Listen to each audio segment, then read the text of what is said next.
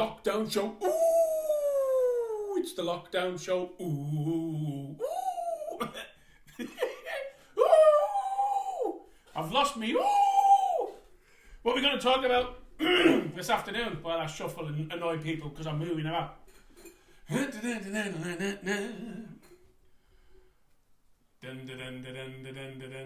Superman!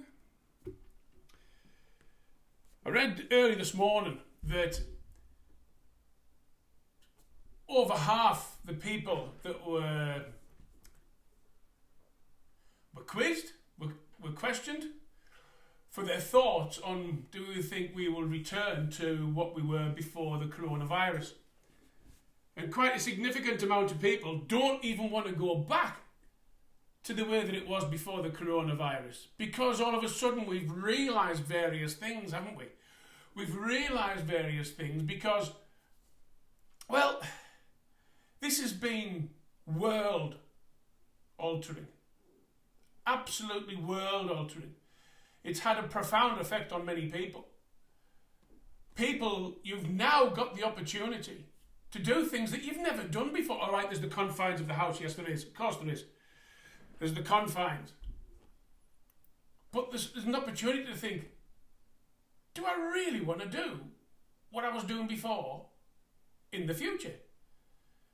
Can I find a new life? Can I find a new path to follow? Can I find a new career? Well, it's up to you, isn't it? It's up to you whether you want to do it. Perhaps you've been lucky enough to fall for the job that you love and you want to stay in it forever. But I would put a bet on it that most people who are in a job are doing it because they're scared to leave. Or perhaps it's something which, if they leave, they're going to lose the pension. Back as a young boy, I was in the police.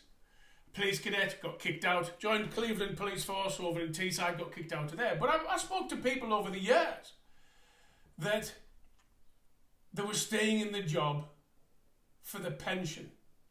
They couldn't stand the job, but they were staying in it for the pension because it was a great pension.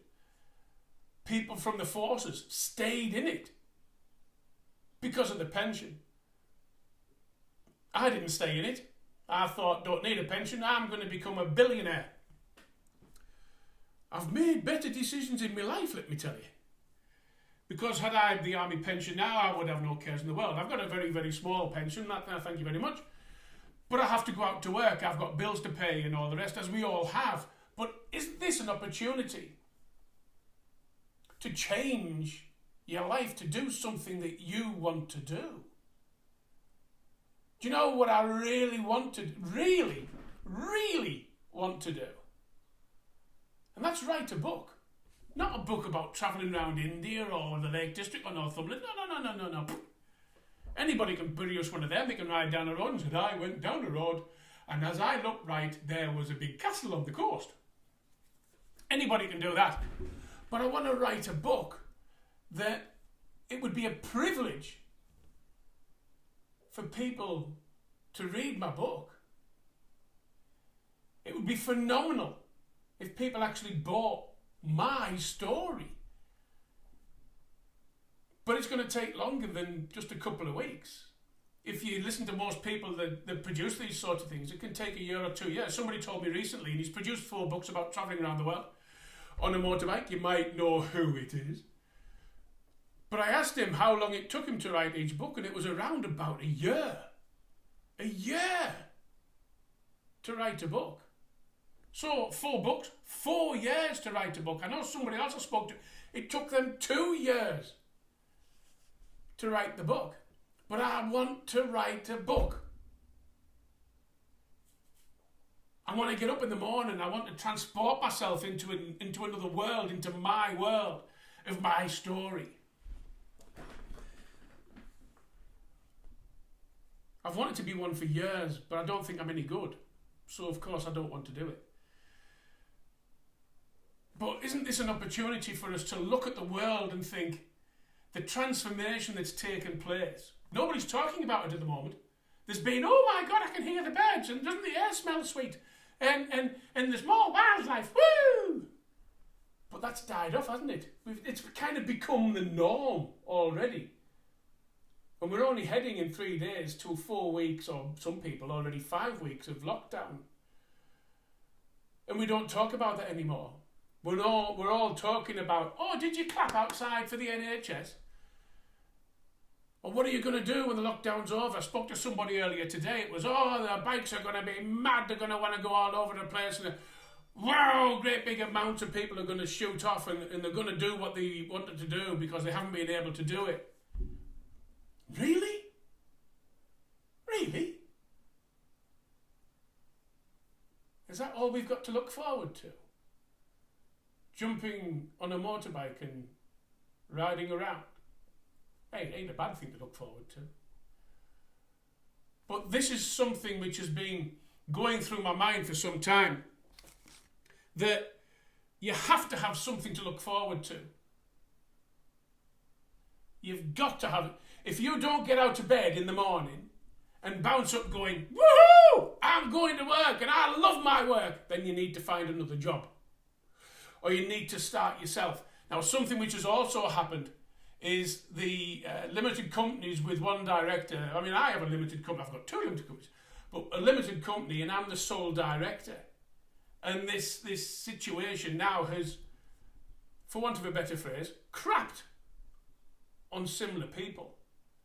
Because the government doesn't want to recognise it. But everybody that's employed has got the opportunity to go in furlough 80% of the wages.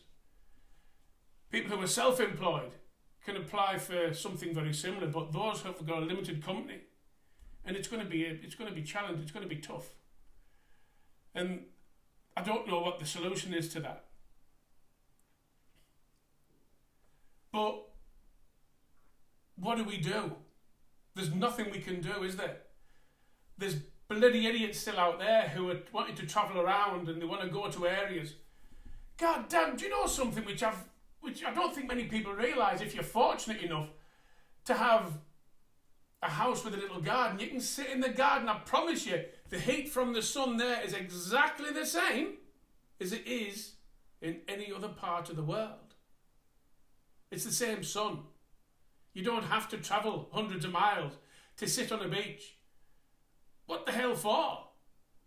A revelation for me has been online shopping. What do I want to go now into a supermarket and waste my time looking for stuff which might not even be there? I can't remember the last time I actually went into a town or a city to buy something. Amazon for me has been a revelation. And people say, but it's destroying the high street. That's because the high street has always been shit. But we've put up with it. So online shopping for me now for food, and bring it on. Allow me to join the ranks of the lazy bastards shopping with my computer. I don't care. I think it's mint. So there's things that you're finding out that perhaps you never found out before. Perhaps things you're finding out that you really didn't want to know. I don't know. But as we head into the weekend, most of us would have been excited about jumping on our bikes tomorrow morning and being able to zoom off somewhere and go to a cafe and spend 10 quid on a butty and a cup of tea and having a chat, then riding back to where we came from. And we think that's called being a biker. I don't know what being a biker really is. I've got a motorbike and I ride around a bit. But these opportunities will never be presented to us again. Certainly not in my lifetime. I don't know about you. But certainly not in my lifetime. Do not waste it. Think of how you could be more productive with the money that you've got. How could you save money? You don't need to buy a Kentucky Fat Bastard, and I've been through that before. But you don't need to buy these things. You don't need a posh coffee. It's the same shit you buy out of a Nescafe tin. You don't need these things to survive. And there'll be people out there that'll buy these things and go, oh, I don't have any money left at the end of the week. That's because you're buying shit. Don't get me wrong. We've all done it. But you can now look at it and say, well, I don't need that, and I don't need that, and I don't need that. More people are now cooking at home than they've done for decades. Decades!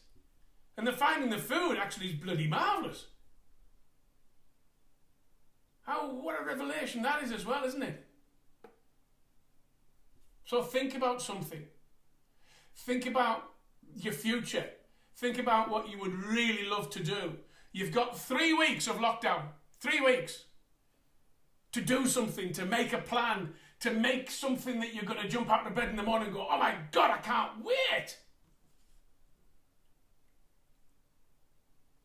Somebody said years ago to me, life is for living. It's very short.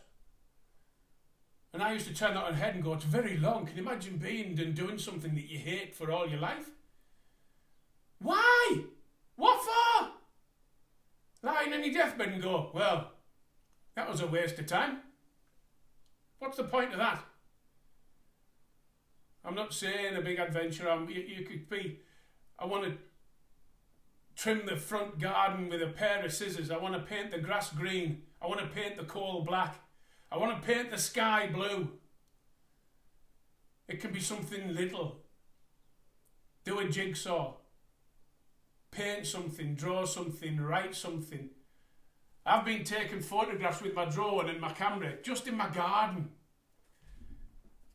And I'm getting results that I didn't think I would get from here. I wanted to go out. I wanted to go somewhere. I wanted to be somewhere different. Oh, this is what I need to be. I've done it from my back garden.